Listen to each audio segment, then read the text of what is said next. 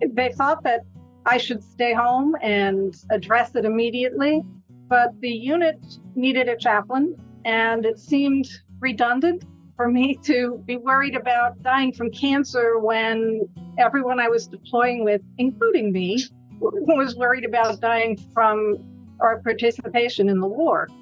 A chaplain deployed to a combat zone in the first days of the War on Terror considers the chances of her own mortality to be a secondary issue.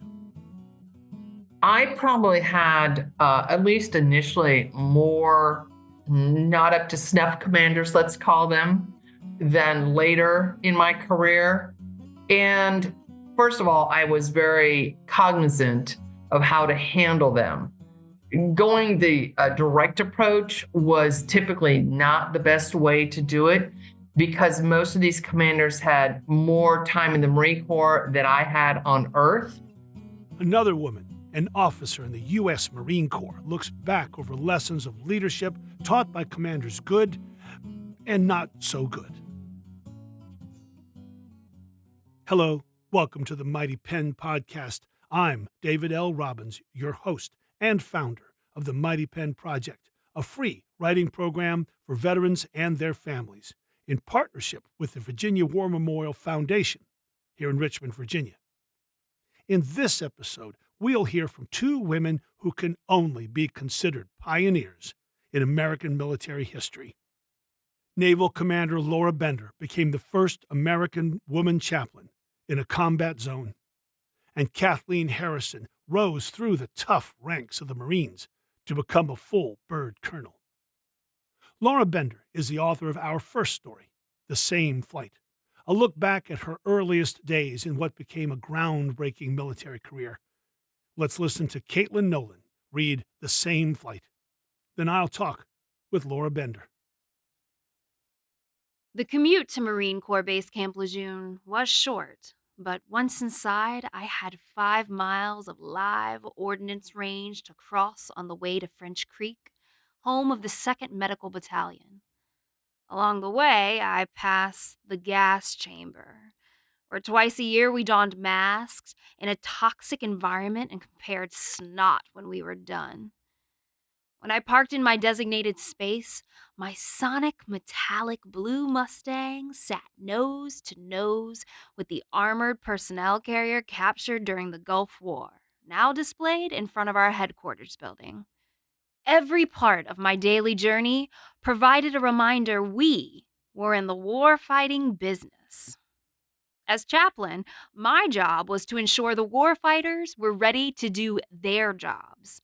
In early January 2003, amid rumors of war, I visited the commanding officer for guidance, a straight-talking, honorable man with a great sense of humor. He got right to the point. If the Iraqis deploy a chemical or biological agent anywhere in theater, our unit will provide medical care from the Marines exposed to it, thereby contaminating us. He looked right in my eyes. Anyone exposed to such an agent could not return to the U.S. if doing so would jeopardize the health of those back home. Chaplain, I am telling you this because it will be your job to help our personnel understand and cope with this reality should it occur. So, sir, we would stay in theater until we are no longer contagious or we're dead? Yes. I don't know how one gets prepared for that, but just do it. Oh, and here, I made you some foo-foo coffee. What do you think of this flavor? It's better than your tasking, Skipper. With the holiday leave behind us and an uncertain time frame for deployment, our unit got right to work. The 2nd Medical Battalion Corpsmen and Marines erected decontamination tents on the grass outside the headquarters building. Several times, I volunteered to play contaminee, knowing how important it was for them to learn to do this right. Once the process became muscle memory, they containerized that equipment and moved on to practicing with the Field Resuscitative Surgical System, a mobile unit designed to provide surgery anywhere in under an hour. Every shop, from admin to transportation, prepared their area of responsibility to go mobile. For the command religious program, This meant filling our allotted containers with the items on the inspectable packing list: Bibles, missalettes, kippas, Qurans, altar cloths, all the things necessary to supply a variety of faith groups for worship. I balked at candles, knowing they would melt.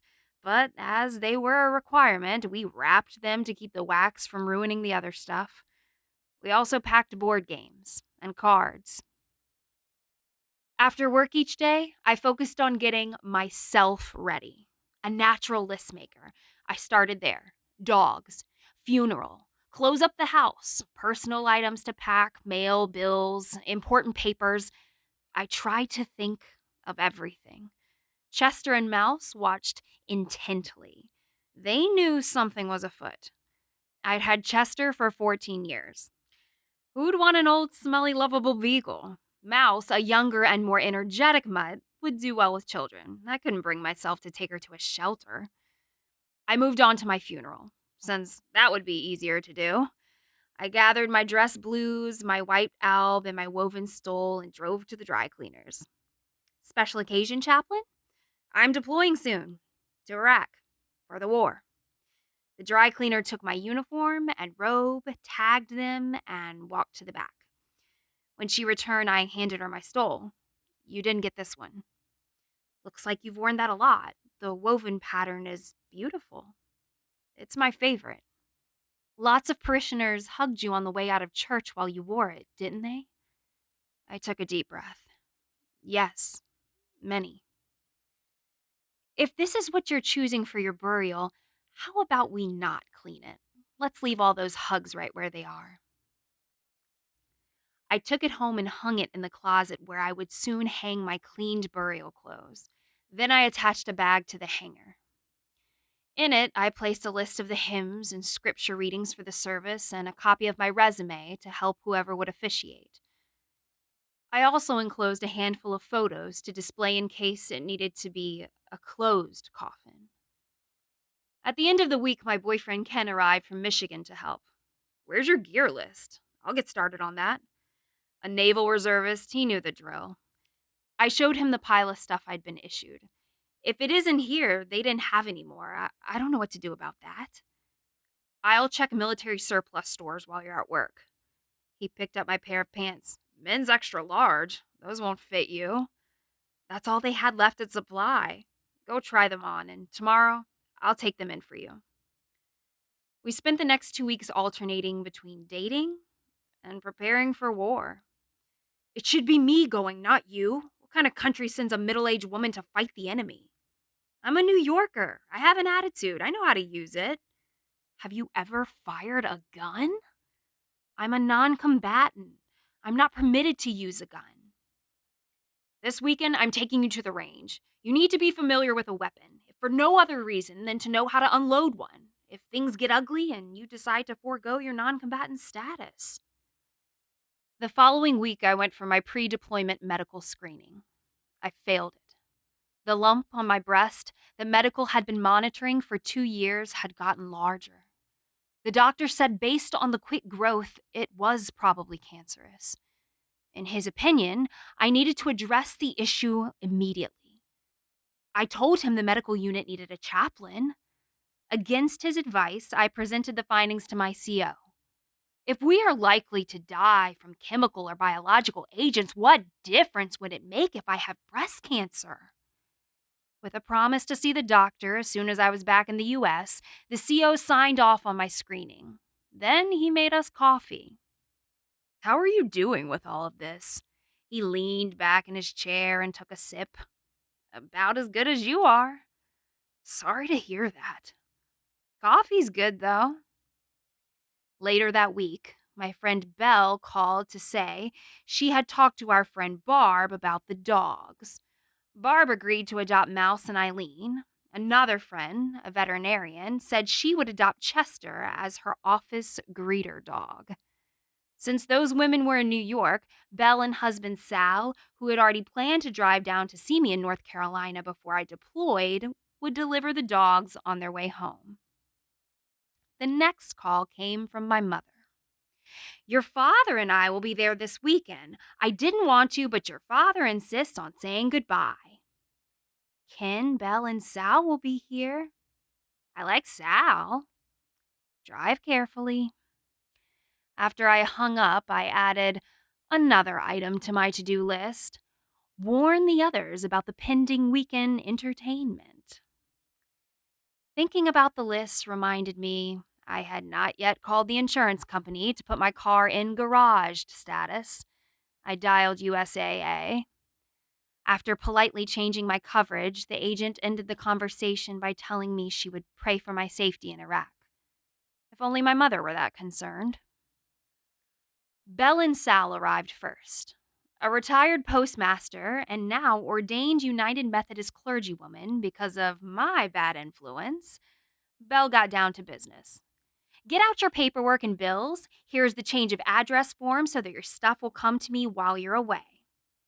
I've set up web bill pay, so the bank will pay all my regular bills automatically. You'll only have to take care of the odd stuff like car registration, if I'm away long. Even better, less work for me. She stuffed my well-organized file in her briefcase. That evening, my parents arrived. My mother walked into the house mid-complaint. It started with heavy traffic and asshole drivers and ended with, and that bitch is not going to do your funeral. She glared at Belle. I gave my father a hug. You survived. Barely. Nice to see you. The next day, Ken laid down the law. We're here because we love Laura. If you can't put aside your differences, you'll have to leave. Oh, so now you love my daughter. I don't even know you. My mother followed this statement by feigning a heart attack. Ken, a retired police officer, grabbed her wrist, took her pulse, and announced he was going to call an ambulance. Sensing EMTs would likely call her bluff when all she wanted was attention, she felt much better. Sal pulled out a set of Uno cards and started dealing. The 6 of us played for a few hours with only a break for a meal. The next morning, my parents headed to their car for the trip back to New York. In the driveway, my father turned toward me. You know I love you, little girl. Be safe. I love you too, Dad. Good luck. He rolled his eyes and slipped into the passenger seat. Belle and Sal stayed until the next morning. When they left, they took Chester and Mouse.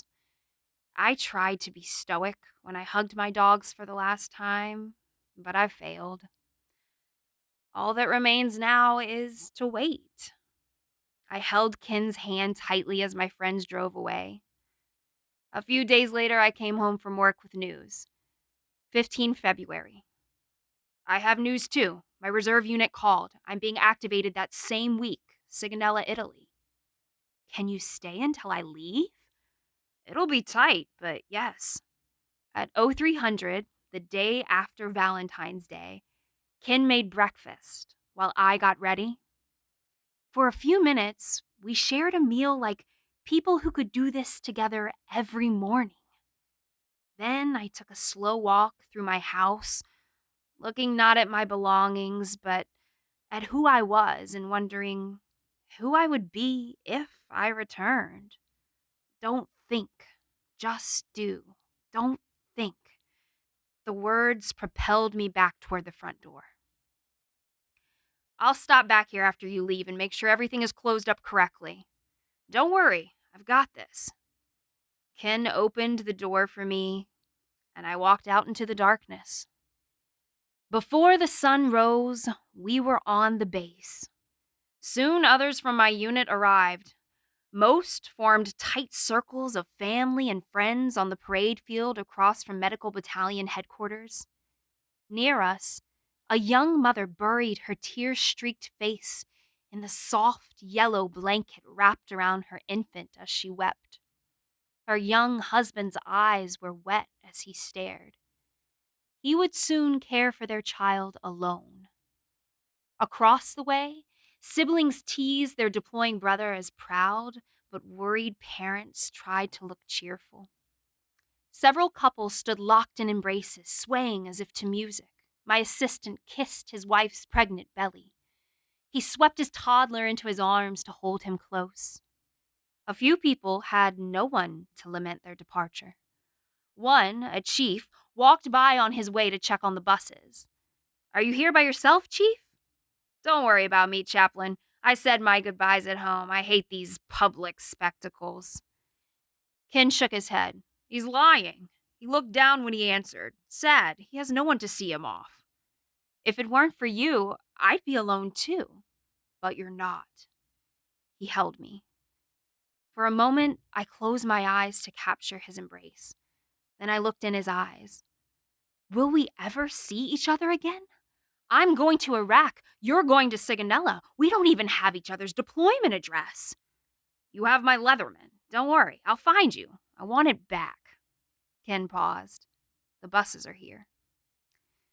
The chief gave the 15-minute warning. Around us, the small circles got smaller as families said last goodbyes. Too soon, the order came for our unit to muster in rows and for family and friends to cross to the other side of the street. I could hardly breathe as I complied. Among the crowd of faces trying to be remembered smiling, I found Ken, and he found me. Suddenly, a little girl broke away and ran for her father in the formation. "Daddy, don't go." If we weren't crying before, we all were now. Once the cherub was back with her mother, we marched to the buses. As we did, the crowd sobbing at the curb raised flags and signs in a final salute. The last people we saw as we pulled away were a mother and her two sons running alongside, waving all the way to the intersection. I passed a box of tissues around the bus. On the way to the armory, our driver started a movie. I don't think anyone actually saw it. The stop at the armory lasted several hours. Then a bus broke down. At 12:15, with bag lunches on our laps, we finally exited Camp Lejeune for the drive along Freedom Way to Cherry Point for our flight. Familiar, now unreachable sights passed like a dream. The Kmart that never carried what I needed. The place I bought my blue couch. China Garden with their great fish soup. The Swansboro Historic District, home to the Elvis-themed cafe. And the Flying Bridge, where just last night Ken and I ate lots of oysters. The ride to Cherry Point took less than an hour. There we lined up to pass sea bags and Alice packs from the buses to the loading area. We sat for 2 hours on the hangar floor waiting for scales to arrive.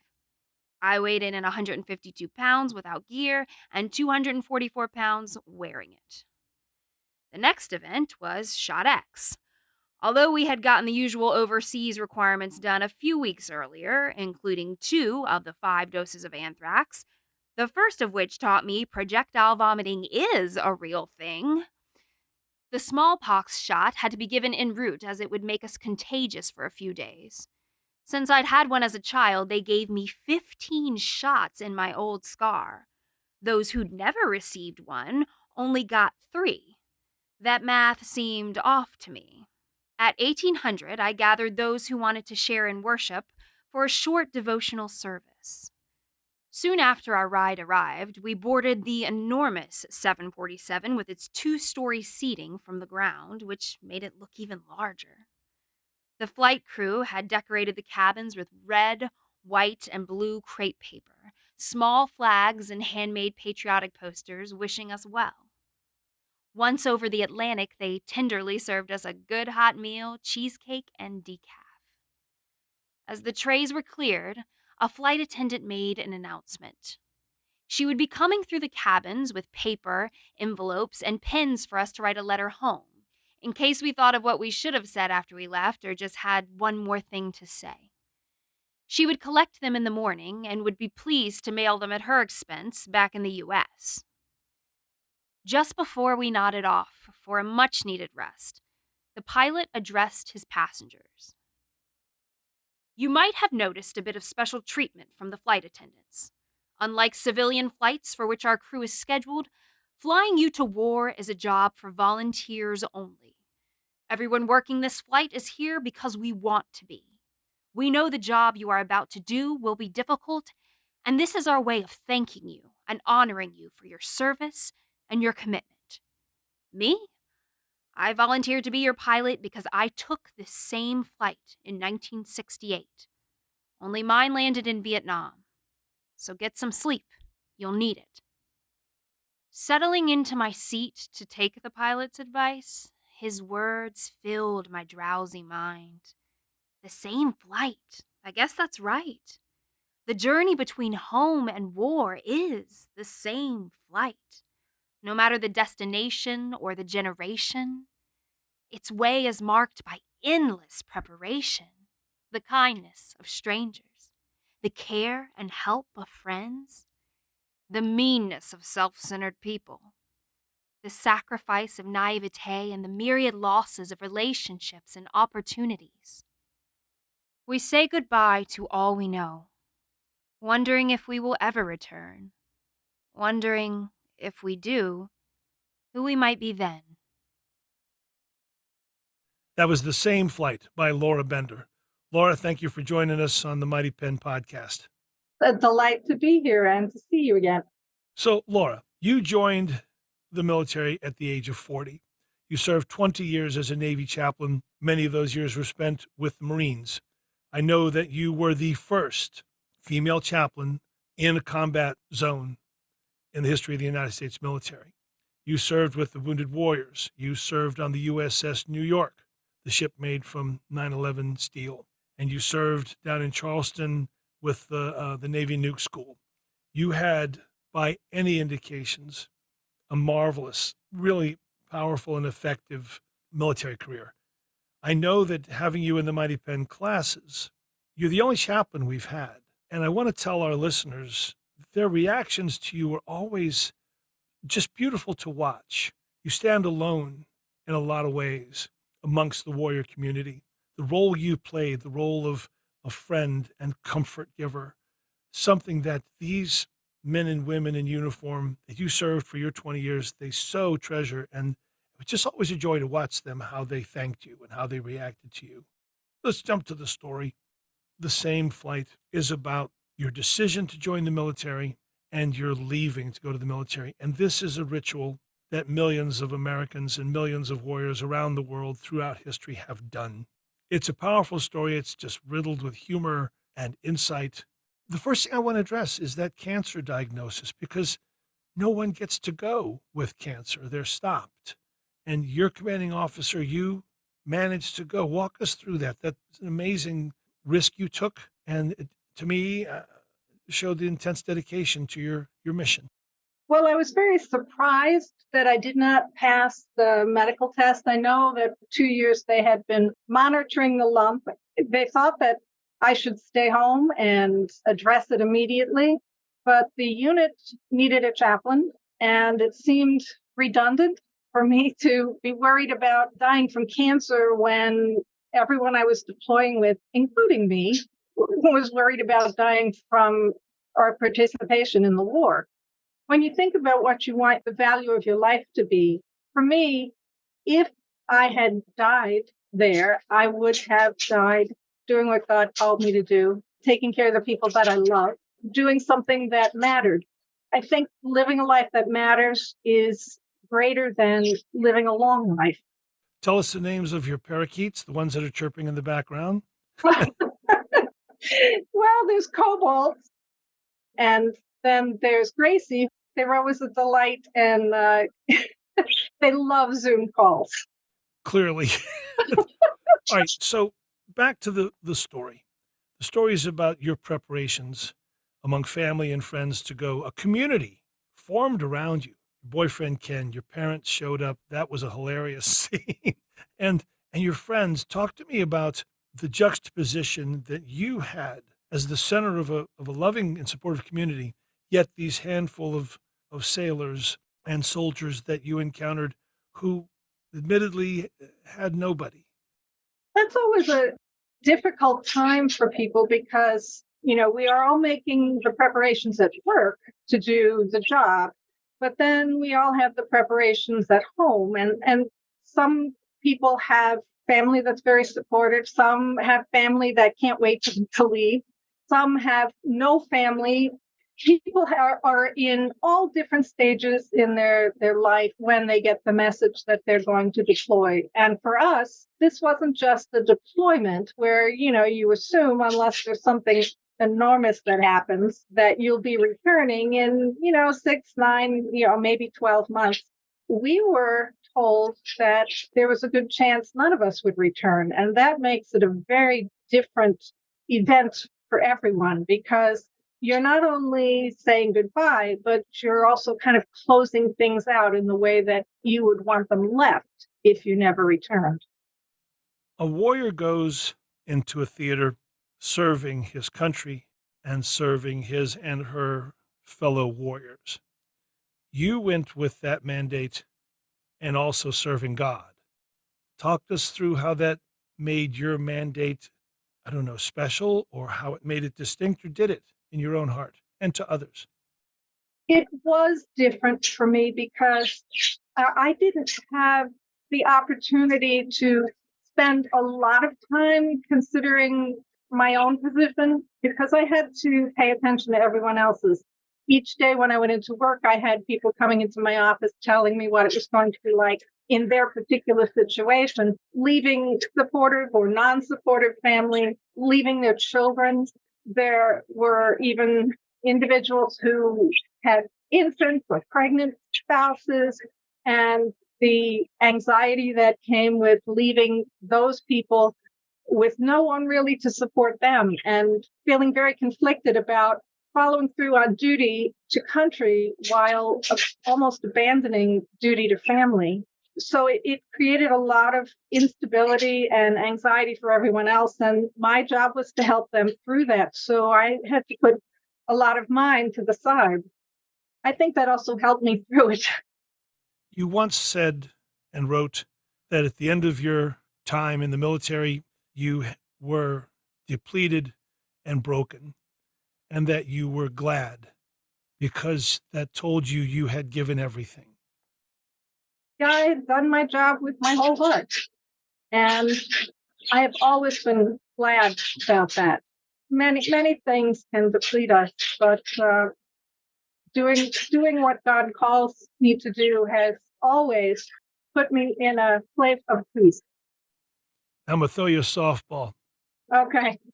You have always touted your New York heritage. You brag about having road rage, even though you live in rural Michigan. They all have probably heard the lash of Laura Bender when they were slow off the mark at a stop sign. But you had the honor, the distinct honor, of being the first chaplain for the commissioning of the USS New York, made from New York steel, from 9/11. As a New Yorker, walk me into sailing that ship into New York Harbor. We woke up right off the coast of Coney Island. And as we started to sail under the Verrazano Bridge, we started to see little boats and lights on the shore. And as the sun rose, we were surrounded by police boats, fireboats that were spraying red, white, and blue streams of water in the air. There were rib boats with 50 cals on them to make sure we were safe. Coast Guard was there. And along the shoreline were police cars, fire trucks, emergency vehicles, all with their lights. And as we neared ground zero, we could see rows and rows of first responders in their best uniforms standing at attention. It was an amazing event that I will never forget. We sailed the World Trade Center home to people who most needed to receive it. And at that point, there was no monument yet to help people remember 9/11. And so when our ship pulled in at Pier 88 next to the Intrepid, we gave tours for 12 days and 80,000 people toured the ship. Many of them first responders that would come in and stand there with their arms around each other weeping, because they felt like in some ways we carried the memory of those that were lost. Laura, thank you so much. We will visit with you many times in the Mighty Penn podcast. I thank you for your friendship. I thank you for your service. And I thank you for being a marvelous, marvelous example of what a warrior and a woman and a person of faith can be. Thank you, Laura. It's an honor to know you. It's a delight and an honor to know you too, David. I have really been blessed through your teaching and through your friendship. Laura Bender, folks.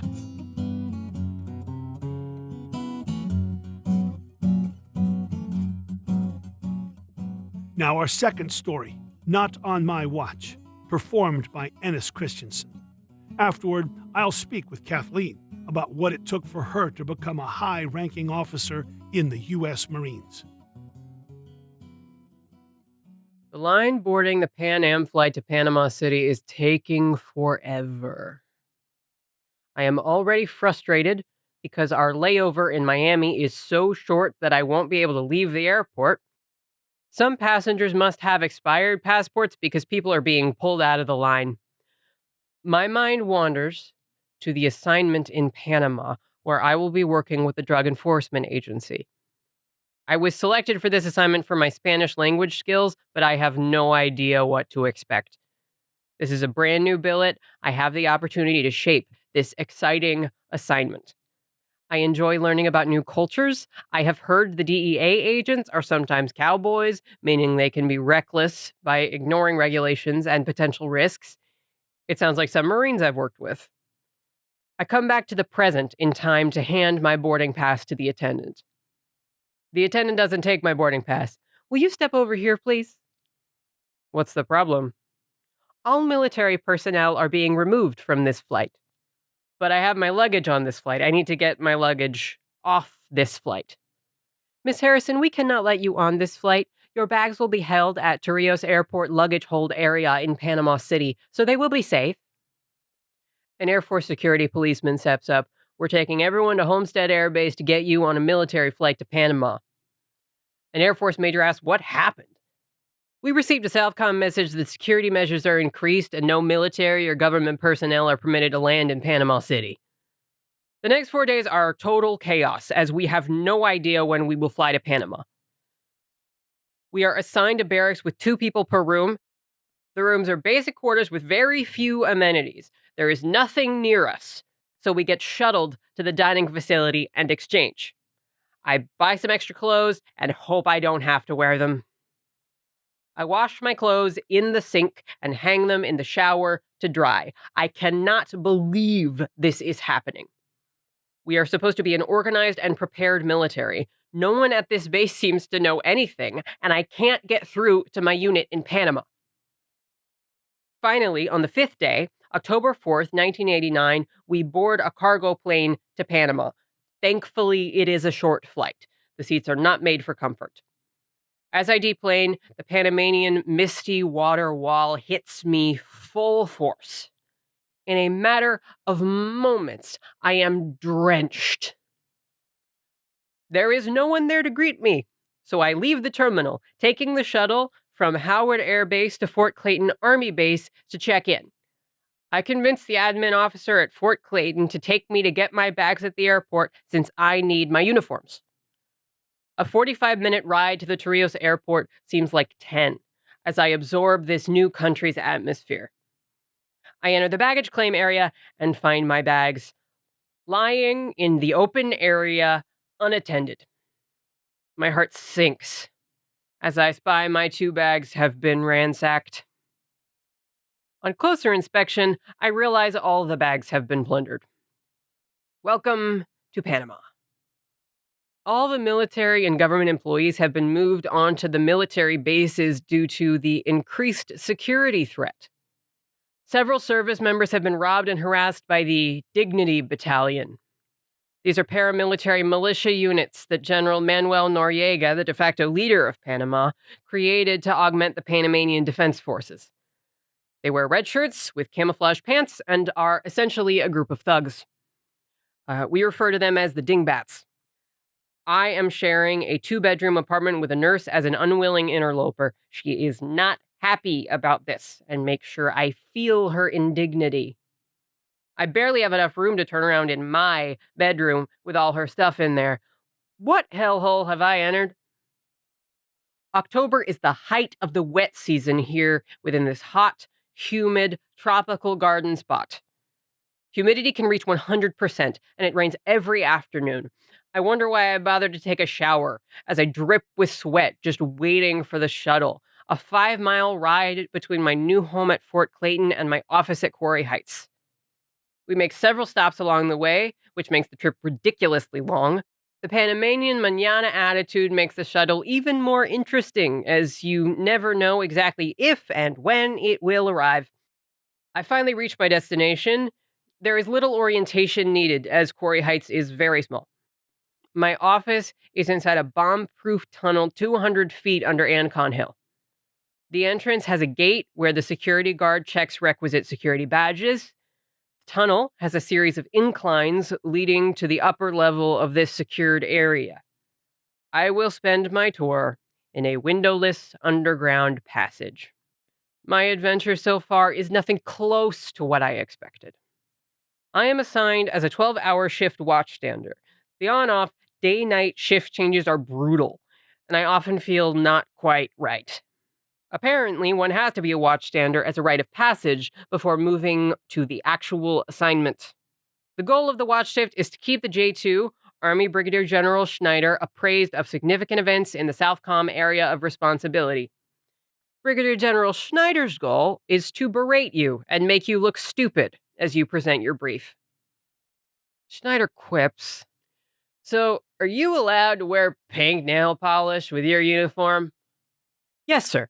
Nail polish color must harmonize with the Marine dress cover scarlet cap cord. Harmonize means to go together in a pleasing way. This color pleases me, therefore abiding with the Marine Corps regulation. Furthermore, my hot pink watch harmonizes with my nail color and is also in regulation." The J2 is not pleased with this response because he did not embarrass me.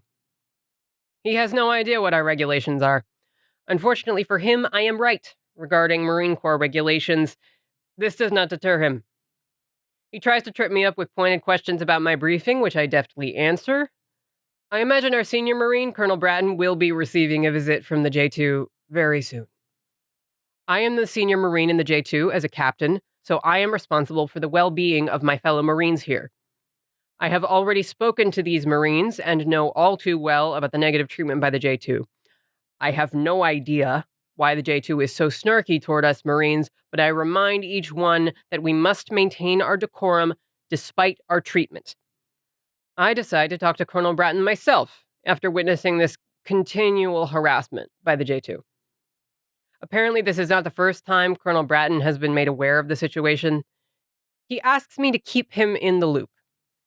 He doesn't say much specifically, but I have the impression that he is gathering evidence to validate the continual abuse by the J2.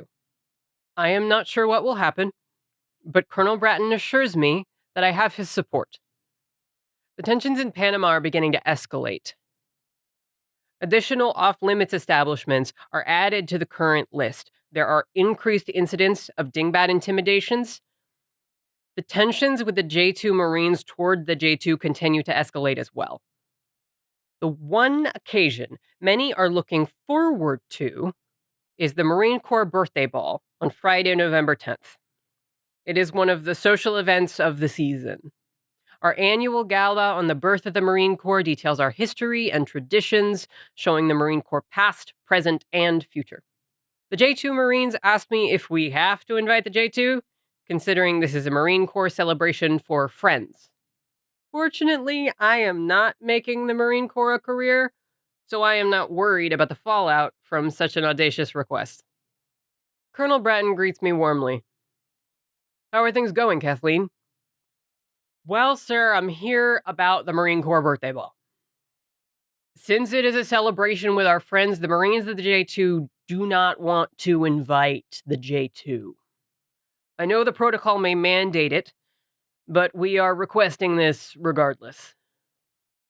I have your back. You do not have to invite the J2. I gleefully inform the Marines that their request has been approved, and there are high fives and whooping all around. A few days later, the J2's executive assistant, Major Smith, calls me on the intercom. "Kathleen, the J2 hasn't received his Marine Corps ball invitation." "I know, sir. He is not going to receive one this year." "What do you mean?" The J2 is glaringly apparent about his perspective regarding the Marines. Since this is a celebration for Friends of Marines, the J2 does not need to attend. Well, we'll see about that. I should be anxious about an exchange like this with a senior officer, but I am relieved. We all need a break from the increasing uneasiness of the political environment in Panama as well as the J2. Even if this is a short-lived victory, it is well worth the current positive morale. I have no idea what transpires next, but the J2 does not attend the birthday ball. We drink, dance, and regale one another with sea stories. Everyone who attends has a great time. The days after the ball promise to be tense ones.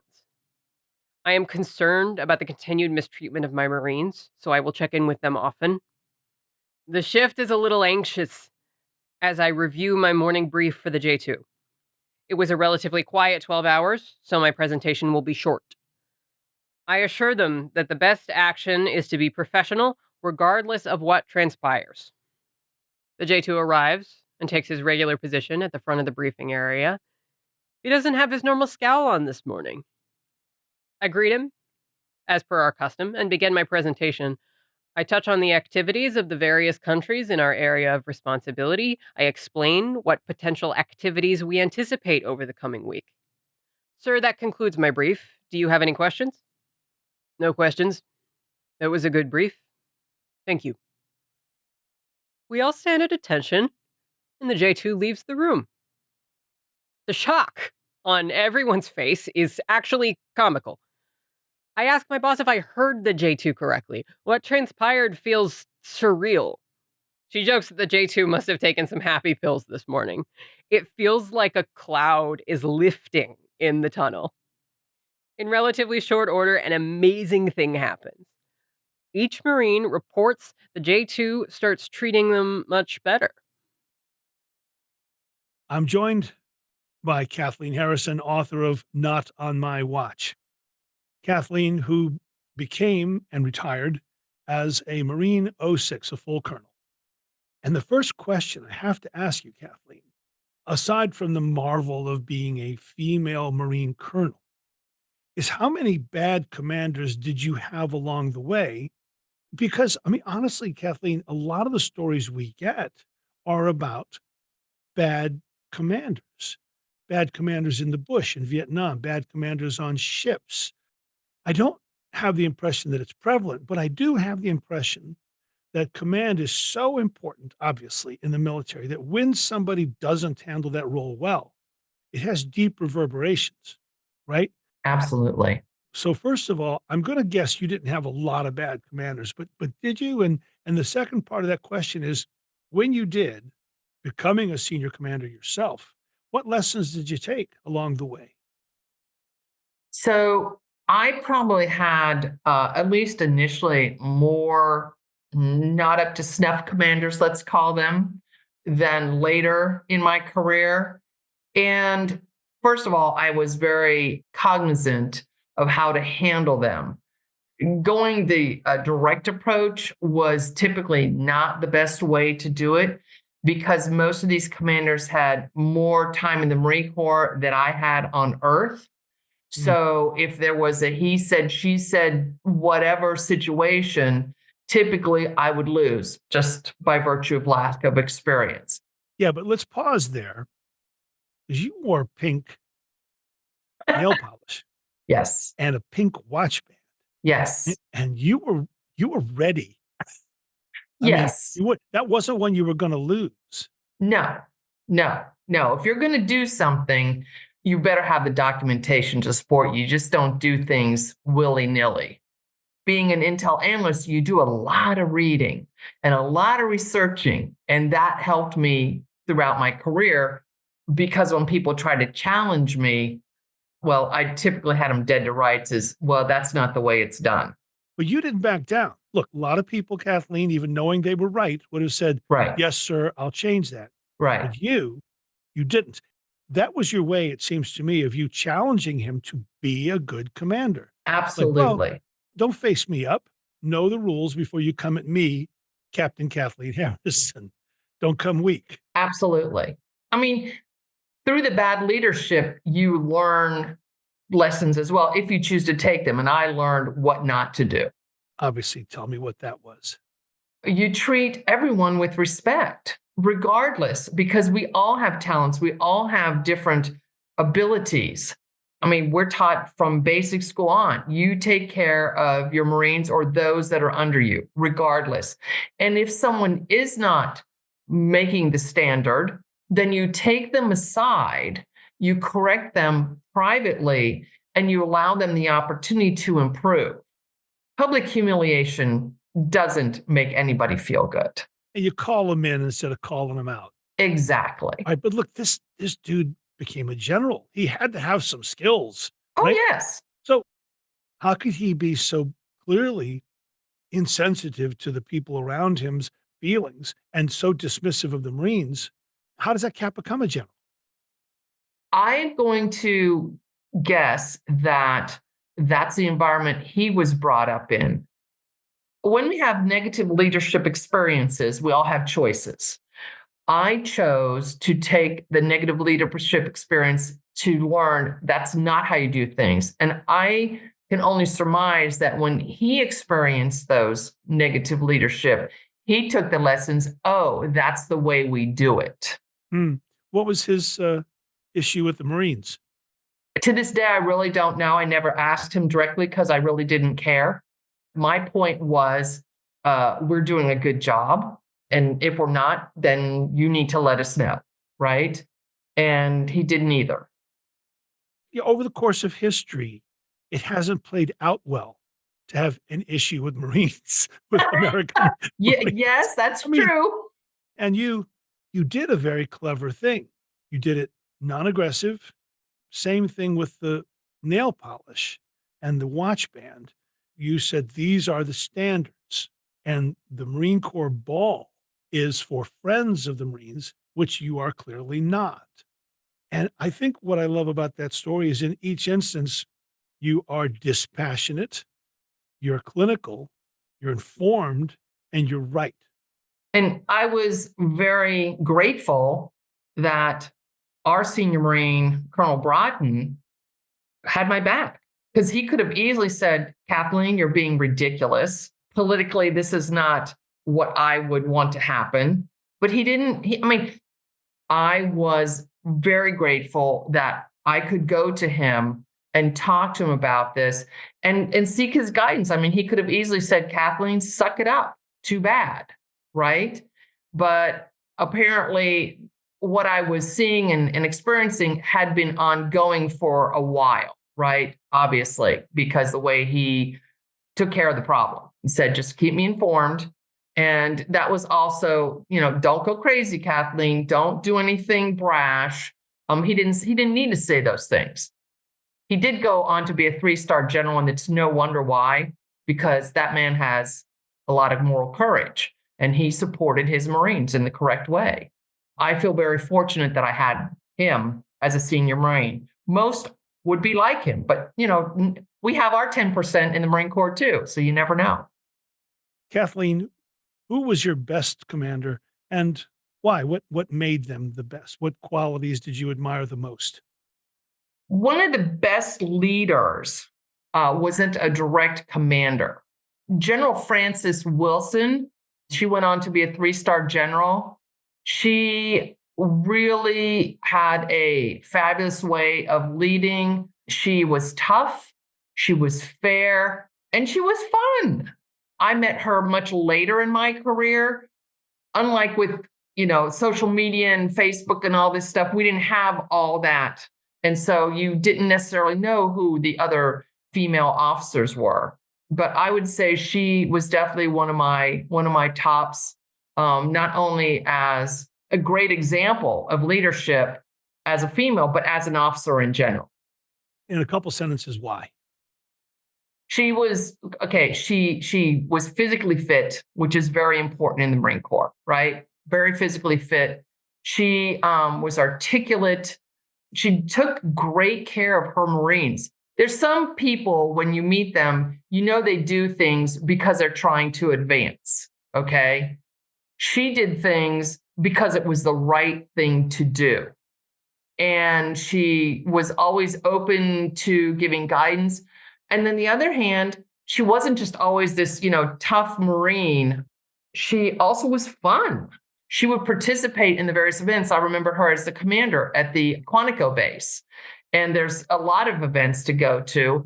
And you can tell when someone's going through the motions because they have to, and someone who's enjoying what they're doing. And she was genuine. She enjoyed what she did. I know, Kathleen, that everything you just said about that commander is said about you Aw. by some other Marines. I'm sure of it. Thank you, my friend, Kathleen Harrison. Be well. Thank you so much. You as well.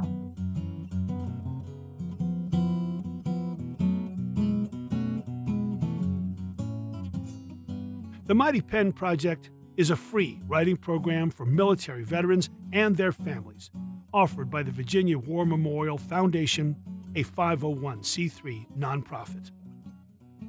If you'd like to learn more about the Mighty Pen or just send us your thoughts, email us at mpodcast@vawarmemorial.org or use the link in the podcast description. If you're a veteran or a family member of a serviceman or woman listening to this podcast anywhere in America, and you want to learn how to best tell your own powerful stories, you can sign up for one of our Mighty Pen writing workshops on Zoom. If you want to read today's pieces and many more, use the link to go to the Mighty Pen archive. If you enjoy this podcast, please share it. Music for this episode was provided by Jackson Albrecht. Lastly, if you'd like to support the Mighty Pen's efforts to record and preserve these stories of service, adventure, and sacrifice, follow the charitable donation link in the podcast description.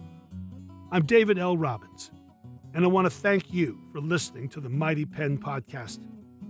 It's an honor.